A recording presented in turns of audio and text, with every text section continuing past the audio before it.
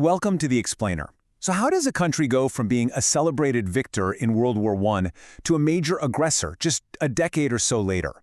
That's the huge question we're tackling today. We're going to break down exactly how Japan got on the path to war between 1931 and 41. And it's a story that connects deep national humiliation, total economic collapse, and a military that just decided to run the show itself. All right, here's our game plan. We'll start by looking at that shaky peace after World War I. Then, we'll see how the Great Depression just completely shattered Japan's economy. From there, we'll track how that devastation paved the way for the military to take over. And finally, we'll see the golden opportunity Japan spotted in a divided China, which really was the final push onto the path to war. So to really get what happened in the 1930s, we've got to rewind back to the 20s. Japan came out of World War I looking like a true global power. But for a lot of Japanese people, that victory felt, well, kind of hollow. It left a really bitter taste. Okay, so this is where it gets a little complicated, and it's a super important point.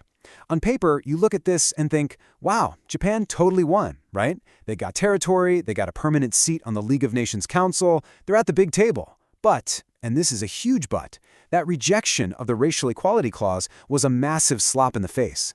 The message from the Western powers was loud and clear. You can join our club, but you're not one of us. You're not an equal. And that sense of humiliation, it didn't just go away. It stuck around and created this really deep national resentment that's going to fuel a lot of what comes next.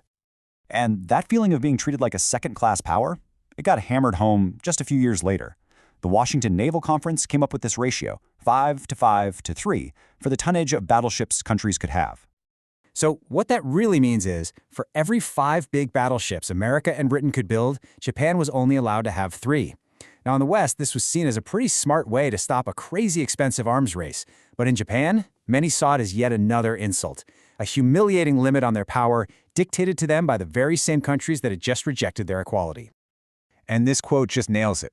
The whole international system, this whole fragile piece of the 1920s, it was all propped up by a booming global economy. So what do you think is going to happen when that economic engine, that great storage battery, suddenly dies? Well, that house built on sand is about to come crashing down. And that crash came hard in 1929. The Great Depression kicks off. And for an economy like Japan's, which was so dependent on trade, it was an absolute tidal wave of destruction. You see, Japan's whole economic model was built on selling things to other countries. So when the world stopped buying, it was a complete catastrophe. The American market for silk, which was a huge deal for Japan, just vanished. It was gone overnight. This absolutely destroyed rural families, plunging them into debt. The cities weren't any better. Millions lost their jobs. And all that anger and desperation had to go somewhere. It was pointed at the West, sure, but also inwards, at their own politicians, and at the super wealthy corporations, the Zaibatsu, who seemed to be doing just fine. Now, into this chaos, into this despair, steps the military. And they have a very different kind of answer. Army officers, especially the ones over in Manchuria looking at all its resources, started to push a really radical idea. They said, forget this broken international system. The real solution to Japan's problems is to go out and take what we need. Let's conquer our own resources, our own markets. And you know what? This message landed perfectly. For so many poor young men, especially out in the countryside, joining the army wasn't just a paycheck. It was a way out. It was a source of pride and honor. The army started to look like this pure, patriotic force, completely different from the corrupt politicians in Tokyo who everyone blamed for the mess. Okay, so let's recap. We've got a ruined economy and a population that has completely lost faith in its government. The stage is perfectly set for the military to go from just influencing policy to straight up controlling it. Now, the army itself wasn't this one unified thing. It was actually split into these rival groups. You had the Kodaha, who were the real radicals, talking about a spiritual revolution focused on the emperor. And then you had the Toseiha, who were a bit more pragmatic. They wanted to take power legally and prepare for a massive war with China. But here's the key takeaway. It doesn't matter which faction we're talking about. They both agreed on 2 fundamental things. Japan had to expand its empire, and the military, not the politicians, should be in charge. And this timeline just shows you how fast democracy fell apart. Assassinating politicians who got in the way, that became a shockingly common tactic. There was even a failed coup attempt in 1936 by the radical Kodaha.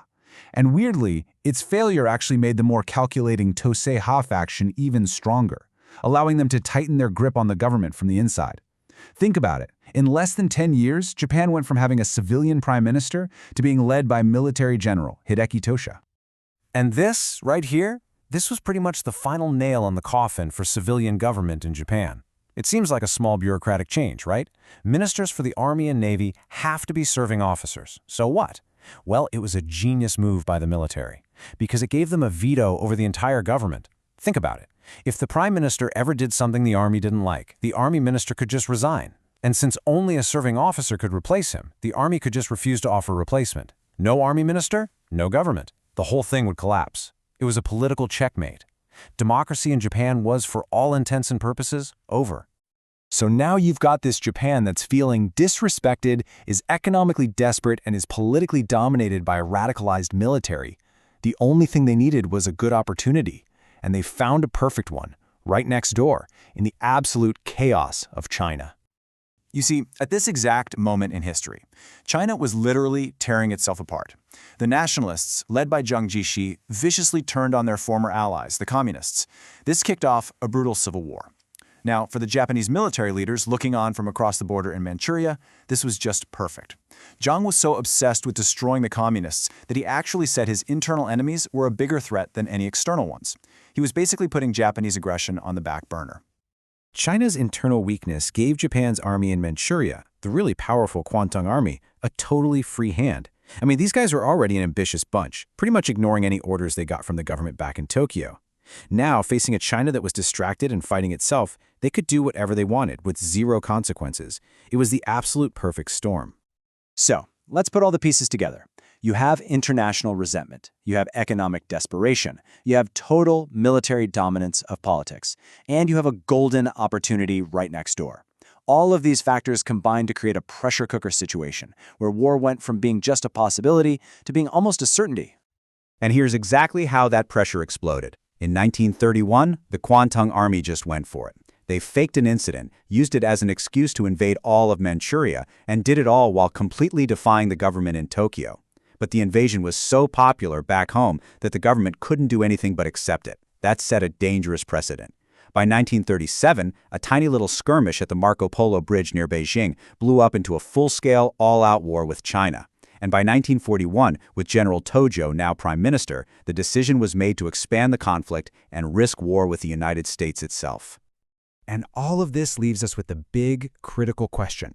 When you stack up all these factors, that feeling of humiliation from Versailles, the sheer desperation from the Depression, the military's complete takeover of the state, and that wide-open opportunity in China, was there any other way this could have gone? Was Japan's path to war inevitable, or was there a moment, a fork in the road, where a different choice could have been made? That's the real question to think about.